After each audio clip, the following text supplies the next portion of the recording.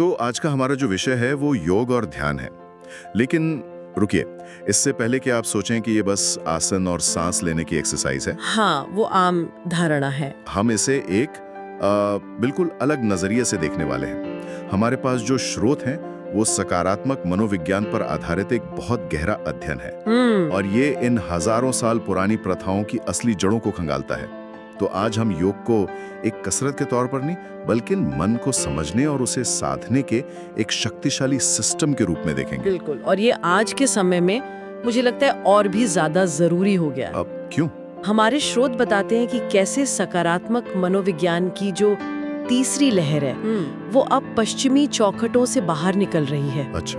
और भारतीय परंपराओं जैसी सांस्कृतिक विरासतों को समझने की कोशिश कर रहे हैं। जब हम डिप्रेशन और एंजाइटी जैसी चुनौतियों से आज हर कोई जूझ रहा है। हाँ, ये तो है। तो ये जानना दिलचस्प है कि प्राचीन तकनीकें सिर्फ कोई वैकल्पिक इलाज नहीं है, बल्कि मानसिक स्वास्थ्य को देखने का एक पूरा का पूरा नजरिया पेश करती हैं। चलिए तो फिर इसे खोल के समझते हैं। जब हम योग शब्द सुनते हैं तो दिमाग में तुरंत शरीर को मोड़ने वाले आसन आ जाते हैं। बिल्कुल। लेकिन स्रोतों में इसकी शुरुआत बहुत गहरे अर्थ से होती है। योग शब्द संस्कृत की युज धातु से बना है, जिसका मतलब है जुड़ना या एक होना। तो सवाल उठता है, किसका किससे जुड़ना? यही इसका सबसे बड़ा लक्ष्य है, व्यक्तिगत चेतना का परम चेतना से एक हो जाना।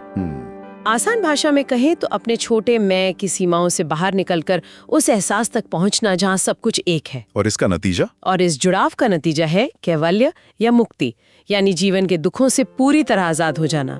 तो योग सिर्फ शरीर को लचीला बनाने के लिए नहीं, बल्कि जीवन की जो असली गांठें हैं उनको खोलने के लिए। बिल्कुल सही। ये तो पूरी परिभाषा ही बदल देता है। और दिलचस्प बात यह है कि इस मंजिल तक पहुंचने के लिए कोई एक सीधा सपाट रास्ता नहीं है। स्रोतों में 3 मुख्य मार्गों या त्रिमार्गों का जिक्र है, जो अलग-अलग स्वभाव के लोगों के लिए हैं। हाँ, और ये बहुत व्यवहारिक है। पहला है भक्ति योग, ये भावनाओं का रास्ता है। मतलब जो लोग ज्यादा इमोशनल होते हैं? एक तरह से हाँ, ये उन लोगों के लिए है जो प्रेम और समर्पण के जरिए जुड़ते हैं। इसमें ईश्वर या किसी ऊंची शक्ति के प्रति गहरी भावनाएं विकसित की जाती हैं। दूसरा है ज्ञान योग। ये बुद्धि का मार्ग हुआ। बिल्कुल, जो सवाल पूछते हैं, विश्लेषण करते हैं, मैं कौन हूँ जैसे सवालों के जवाब खोजकर चेतना की एकता को समझना चाहते हैं। और तीसरा, जो मुझे हमेशा बहुत आकर्षित करता है, वो है कर्म योग। भगवत गीता में इसका सबसे सुंदर वर्णन मिलता है। निष्काम कर्म। हाँ, ये एक्शन का, काम करने का रास्ता है, लेकिन एक शर्त के साथ, फल की चिंता किए बिना अपना काम पूरी कुशलता और समर्पण से करना। बिल्कुल, और ये समझना जरूरी है कि असल जिंदगी में लोग इन रास्तों को अलग अलग नहीं अपनाते। अच्छा, तो मिक्स भी हो सकता है। ज्यादातर लोगों के अभ्यास में इन तीनों का कुछ ना कुछ मिश्रण होता ही है। कोई ज्ञानी भक्त हो सकता है या कोई कर्मयोगी ज्ञान की खोज भी कर सकता है। योगी दार्शनिक श्री अरबिंदो ने तो अपनी इंटीग्रल योग में इन सभी मार्गों को एक साथ मिलाकर एक पूरा दर्शन ही बना दिया है। तो ये 3 रास्ते, भक्ति, ज्ञान और कर्मयोग के अलग-अलग फ्लेवर जैसे हैं, कह सकते हैं। लेकिन इन सबको एक सिस्टमैटिक फ्रेमवर्क में पिरोने का सबसे मशहूर काम किया है ऋषि पतंजलि ने। चलिए उनके योग सूत्र में उतरते हैं, जिसे एक तरह से योग का ऑपरेटिंग मैनुअल भी कहा जाता है। हाँ, ऑपरेटिंग मैनुअल बिल्कुल सही शब्द है। ये लगभग 5000 साल पुरानी एक रचना है, जिसमें सिर्फ 195 छोटे-छोटे सूत्र हैं। सिर्फ 195? हाँ, और ये 195 सूत्र किसी खजाने के नक्शे की तरह है। इन्हें 4 अध्यायों या पाद में बांटा गया है। कौन कौन से? पहला है समाधि पाद, जो बताता है कि मंजिल क्या है, यानी वो गहरी ध्यान की अवस्था। दूसरा है साधना पाद, जो उस मंजिल तक पहुंचने का रास्ता बताता है, मतलब हाउ टू गाइड। हाँ। तीसरा विभूति पाद, योग की उन्नत अवस्थाओं की बात करता है। और चौथा कैवल्य पाद, जो अंतिम मुक्ति की उस अवस्था का वर्णन करता है। तो इसका असल मतलब क्या है? पतंजलि योग की परिभाषा बहुत साफ देते हैं, योगश्चित्त वृत्ति निरोधा। हाँ, इसका क्या मतलब हुआ? हाँ, सुनने में थोड़ा मुश्किल लगता है। बिल्कुल, पर इसका मतलब बहुत सीधा है। योग है मन की जो गतिविधियां हैं या जो लहरें हैं, जिन्हें चित्त वृत्तियां कहते हैं, उनको शांत करने की प्रक्रिया। मुझे ये बात बहुत दिलचस्प लगी कि ये वृत्तियां सिर्फ नेगेटिव विचार नहीं है। इसे ऐसे समझिए जैसे आपका मन एक झील है। हर सोच, हर याद, हर कल्पना उस झील में उठने वाली एक लहर है। योग उन लहरों को शांत करके पानी को एकदम स्थिर और साफ करने का तरीका है।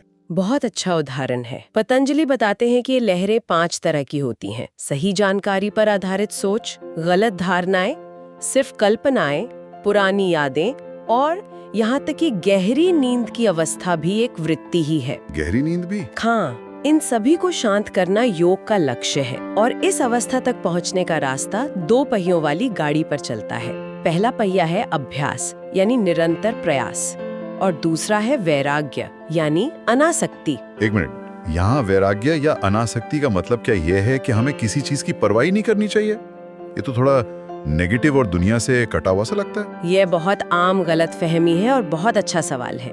वैराग्य का मतलब उदासीनता या लापरवाही नहीं है। तो फिर क्या है? इसका मतलब है कि आप अपना काम पूरी लगन और क्षमता से करें, लेकिन उस काम के नतीजे से अपनी खुशी या दुख को ना जोड़ें। आप एक्शन के मालिक हैं, लेकिन एक्शन के फल के नहीं। यही गीता का भी सार है। मतलब परिणाम की चिंता से मुक्त होकर जीना?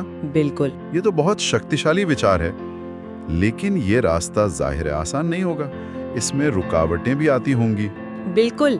पतंजलि ने 9 बाधाओं की एक पूरी सूची दी है, जिनमें बीमारी, शक, आलस्य और वो प्रगति न होने का एहसास जैसी व्यवहारिक समस्याएं शामिल हैं। और जब ये बाधाएं आती हैं तो 4 लक्षण दिखते हैं: दुख, निराशा, शरीर में कंपन और सांसों का अनियमित होना।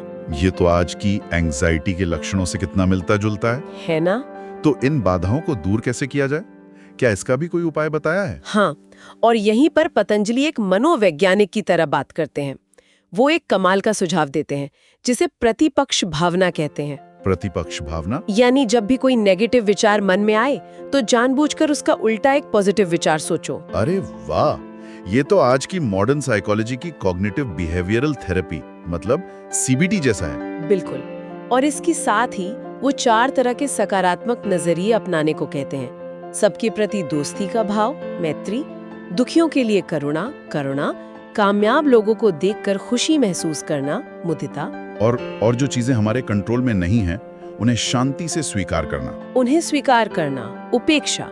बिल्कुल सही। तो अगर योग का मकसद दुख को खत्म करना है, तो पतंजलि के हिसाब से दुख आता कहाँ से है? मतलब इसकी जड़ क्या है? बिल्कुल। पतंजलि कहते हैं कि हमारे सारे दुखों की असली जड़ एक गलत पहचान है। गलत पहचान? इसे वो अविद्या कहते हैं, यानी खुद को वो समझना जो हम हैं नहीं। और इसी एक गलती से बाकी सारी समस्याएं एक चेन रिएक्शन की तरह शुरू हो जाती हैं। चेन रिएक्शन कैसे? अज्ञान या अविद्या से दूसरा क्लेश पैदा होता है, अस्मिता। इसका मतलब है अपनी पहचान अपने मन, अपनी डिग्रियों या अपनी नौकरी से जोड़ लेना।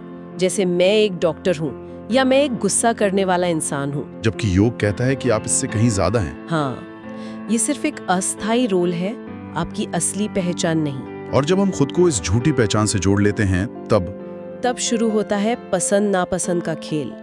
अस्मिता से पैदा होता है राग मतलब लगाव और द्वेष मतलब नफरत। और इस पूरे खेल का आखिरी नतीजा है 5वां क्लेश, अभिनिवेश, यानी जीने की जबरदस्त इच्छा और अपनी इस झूठी पहचान के खत्म हो जाने मतलब मृत्यु का गहरा डर। पतंजलि के अनुसार यही 5 क्लेश हमारे सारे दुखों की जड़ हैं। वाह, ये तो किसी भी इंसान की पूरी मनोवैज्ञानिक प्रोफाइल लगती है। तो इन क्लेशों को जड़ से उखाड़ने का तरीका क्या है? और यहीं से पतंजलि का सबसे प्रसिद्ध योगदान आता है, अष्टांग योग। 8 अंगों वाला मार्ग। हाँ, जो इन क्लेशों को दूर करने का एक व्यवहारिक नक्शा है। इसे एक पेड़ की तरह सोच सकते हैं। पहले 2 स्टेप, यम और नियम, इसकी जड़ें हैं, यानी नैतिक और अनुशासित जीवन, फाउंडेशन। हाँ, यम बाहरी दुनिया के साथ हमारे व्यवहार को साधते हैं, जैसे अहिंसा और सच। नियम हमारे अंदरूनी अनुशासन के लिए है, जैसे पवित्रता और संतोष। जड़ें मजबूत होने के बाद फिर आता है तना, आसन और प्राणायाम। आसन शरीर को स्थिर और आरामदायक बनाते हैं और प्राणायाम सांसों के जरिए जीवन ऊर्जा को नियंत्रित करता है। और यहीं से यात्रा बाहर से अंदर की ओर मुड़ती है। अच्छा। 5वां अंग है प्रत्याहार, जहां हम अपनी इंद्रियों को बाहरी दुनिया के शोर से हटाकर अंदर की ओर मोड़ते हैं। और फिर पेड़ की असली शाखाएं और फल आते होंगे। बिल्कुल। आखिरी 3 अंग योग की सबसे गहरी अवस्थाएं हैं, जिन्हें अंतरंग योग भी कहते हैं। ये है धारणा, मतलब कंसंट्रेशन। हाँ, मन को एक जगह पर टिकाना, फिर ध्यान, मतलब उस जगह पर मन का अटूट प्रवाह, और आखिर में समाधि, जब ध्यानी, ध्यान और ध्येय तीनों एक हो जाते हैं। इन तीनों के संयुक्त अभ्यास को संयम कहा जाता है ना? बिल्कुल, ये मन पर महारत हासिल करने की प्रक्रिया है। ये कमाल है। अब थोड़ा ध्यान पर आते हैं। मुझे स्रोतों में ये पढ़कर बहुत आश्चर्य हुआ कि 1970s के दशक में वैज्ञानिक समुदाय की रुचि इसमें तब बढ़ी जब स्वामी राम नाम के एक भारतीय योगी ने अमेरिका के लैब में अमेरिका की एक लैब में अपने शरीर पर ऐसा नियंत्रण दिखाया जो विज्ञान के हिसाब से नामुमकिन था। उन्होंने अपनी मर्जी से अपनी हृदय गति और मस्तिष्क तरंगों को बदल कर दिखा दिया। हाँ, वो एक ऐतिहासिक घटना थी। उसने ये साबित कर दिया कि मन का शरीर पर गहरा नियंत्रण हो सकता है, और ध्यान सिर्फ कोई आध्यात्मिक कल्पना नहीं है। तो ध्यान की कितनी तकनीकें हैं? अनगिनत है, लेकिन स्रोतों के अनुसार उन्हें मोटे तौर पर कुछ श्रेणियों में बांटा जा सकता है। पहली है एकाग्र ध्यान, जिसमें मन को किसी एक चीज पर टिकाया जाता है, जैसे अपनी सांस, कोई मंत्र या मोमबत्ती की लौ। और दूसरी, जो आजकल बहुत लोकप्रिय है, वो है जागरूकतामूलक ध्यान, जिसे माइंडफुलनेस कहते हैं। सही। इसमें आप किसी चीज पर ध्यान टिकाते नहीं, बल्कि अपने मन में जो कुछ भी चल रहा है, विचार, भावनाएं, शारीरिक संवेदनाएं, उन्हें बिना जज किए एक दूर खड़े दर्शक या साक्षी की तरह देखते हैं। फिर तीसरी प्रमुख श्रेणी है भावातीत ध्यान, ट्रांसेंडेंटल मेडिटेशन। हाँ, जिसमें एक विशेष मंत्र का उपयोग करके मन को विचारों के पार चेतना की शांत अवस्था में ले जाने का प्रयास किया जाता है। और एक और दिलचस्प श्रेणी है पारस्परिक ध्यान। ये क्या है? इसमें ध्यान का फोकस खुद पर नहीं, बल्कि दूसरों पर होता है।